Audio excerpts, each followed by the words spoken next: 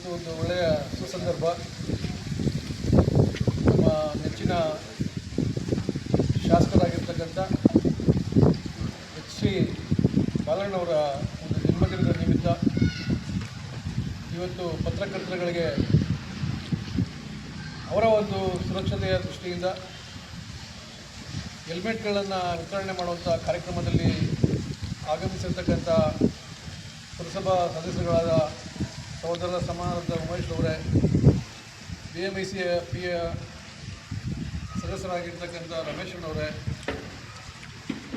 ಇನ್ನೊಬ್ಬರು ಪುರಸಭಾ ಸದಸ್ಯರಾಗಿದ್ದ ಲೋಕೇಶ್ ಅವರೇ, ಶ್ರೀನಿವಾಸ್ ಅವರೇ, ನಾಗೇಶ್ ಅವರೇ, ಮತ್ತು ಮಹಿಳಾ ಸದಸ್ಯರುಗಳಾಗಿರ್ತಕ್ಕಂಥ ಮಹಿಮಾ ಕುಮಾರ್ ಅವರೇ ಮತ್ತು ದಿವ್ಯಾ ಮಂಜುನಾಥ್ ಅವರೇ, ಬೊಮ್ಮಣ್ಣವರೇ, ನಮ್ಮ ಮುಖಂಡಗಳಾಗಿರ್ತಕ್ಕಂಥ ಸುಜ್ಞಾನ್ ಮೂರ್ತಿಯವರೇ, ಶಿವಲಿಂಗಣ್ಣವರೇ, ಮತ್ತು ಆಗಮಿಸಿರ್ತಕ್ಕಂಥ ಗೌರವಾನ್ವಿತ ಪತ್ರಕರ್ತ ಮಿತ್ರರೇ, ಈ ದಿನ ನಮ್ಮ ನೆಚ್ಚಿನ ಬಾಲಣ್ಣವರ ಒಂದು ಜನ್ಮದಿನ. ಕೇವಲ ಅವರು ಜನ್ಮದಿನ ಆಚರಿಸಿಕೊಳ್ಳೋದಕ್ಕೆ ಮಾತ್ರ ಯಾವತ್ತೂ ಅವರು ಸೀಮಿತವಾಗಿಲ್ಲ. ಅವರು ಈ ಮಾಗಡಿ ಕ್ಷೇತ್ರಾದ್ಯಂತ ಶಾಸಕರಾದ ನಂತರ, ಹಿಂದೆ ಅವರು ಶಾಸಕರಾದ ಸಂದರ್ಭದಲ್ಲಿ ಅವರು ಅಧಿಕಾರ ಪಕ್ಷ ಇರಲಿಲ್ಲ.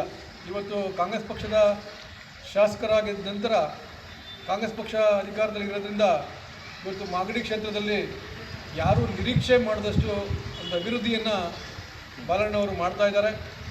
ಇದರ ಫಲವನ್ನು ನಾವು ಸುಮಾರು ಇನ್ನೊಂದು 6 ತಿಂಗಳು ಆ ಟೈಮಲ್ಲಿ ನೋಡ್ಬೋದಾಗಿರ್ತದೆ. ಯಾಕೆಂದರೆ ಒಂದು ಅಭಿವೃದ್ಧಿ ಮಾಡಬೇಕಾದ್ರೆ ಕಾಲಮಿತಿ ಇರ್ತದೆ.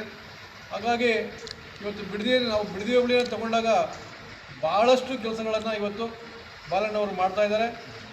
ಬಿಡದಿಯ ಪ್ರಮುಖ ಬೀದಿಗಳನ್ನು ಇವತ್ತು ವೈಟ್ ಟ್ಯಾಪಿಂಗ್ ಮಾಡೋದ್ರ ಮುಖಾಂತರವಾಗಿರ್ಬೋದು, ಕಾಂಕ್ರೀಟ್ ರಸ್ತೆಗಳನ್ನು ಮಾಡೋದ್ರ ಮುಖಾಂತರವಾಗಿರ್ಬೋದು, ನೆಲ್ಲಿಗುಡ್ಡೆ ಕೆರೆಯನ್ನು ಅಭಿವೃದ್ಧಿ ಮಾಡಿ ಪ್ರವಾಸೋದ್ಯಮಕ್ಕೆ ಹೆಚ್ಚು ಒತ್ತು ಕೊಡುವಂಥ ಕೆಲಸ ಇರ್ಬೋದು. ಇನ್ನೂ ಹಲವಾರು ಕಾರ್ಯಕ್ರಮಗಳನ್ನು ಇವತ್ತು ಬಾಲಣ್ಣವರು ಶಾಸಕರಾಗಿದ್ದ ನಂತರ ಮಾಡ್ತಾಯಿದ್ದಾರೆ. ಇನ್ನೂ ಮುಂದುವರೆದು ಅವರು ಕೂಡ ಎಲ್ಲ ಅಭಿವೃದ್ಧಿಗಳನ್ನು ಮಾಡಲಿಕ್ಕೆ ಭಾಳಷ್ಟು ಚಿಂತನೆಯನ್ನು ಮಾಡಿ ತುಂಬ ದೂರದೃಷ್ಟಿಯನ್ನು ಇಟ್ಕೊಂಡು ಇವತ್ತು ಕೆಲಸವನ್ನು ಮಾಡ್ತಾಯಿದ್ದಾರೆ.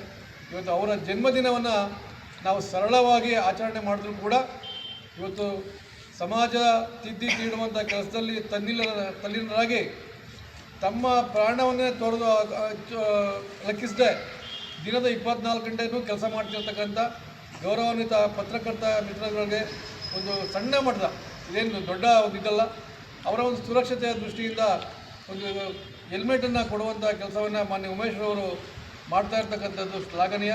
ನಾವು ಕೂಡ ಅವರ ಒಂದು ಕೆಲಸಕ್ಕೆ ಸಹಕಾರಿಯಾಗಿರ್ತೀವಿ ಅಂತ ಹೇಳ್ತಾ ನಾವು ಬಂದಿರತಕ್ಕಂಥದ್ದಕ್ಕೆ ಸ್ವಾಗತವನ್ನು ಕೊಡ್ತಾ ಮುಂದಿನ ಮಾತನ್ನು ಉಮೇಶ್ ಅವರು ಮಾತಾಡೋಕ್ಕೆ ಕೇಳ್ಕೊಳ್ತಾ ಇದ್ದೀವಿ.